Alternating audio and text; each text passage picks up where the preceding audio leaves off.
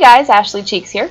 Today we're going to talk about the biggest myth about mission statements for your business plan.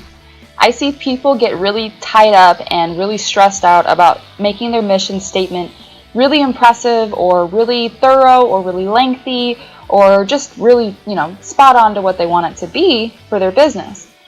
I want to make sure that you understand that nobody is going to not give you a loan because of your mission statement.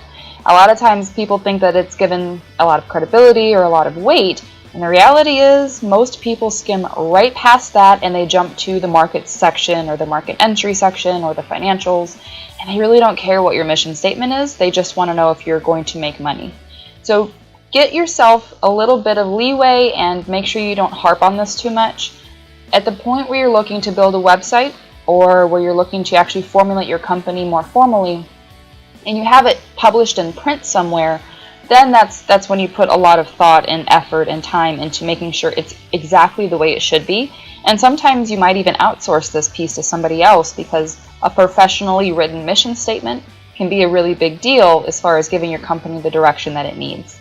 Now, if you're thinking that your mission statement is hypercritical and important, it is. It is very important. It's going to give you the guidance that you need to make sure your company is culturally the way you want it to be and that it is driving to the purposes that you've outlined in your mission statement.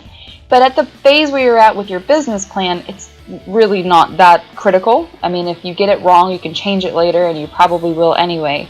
So cut yourself some slack. Don't get too hung up on it. That's not the most important part of your business plan. In fact, you can even leave it out if you don't know what it's going to be.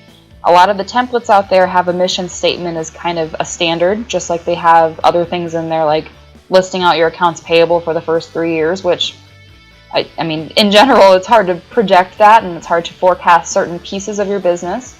So those things are okay to overlook or omit, and the mission statement falls in that category. If you don't have it down pat and you don't understand what it's going to be at this point, then just leave it out and revisit it later.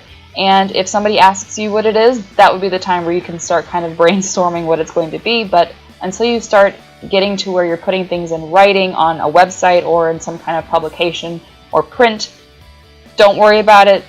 Don't get too stuck on it and move past it if you don't have it clearly formulated now.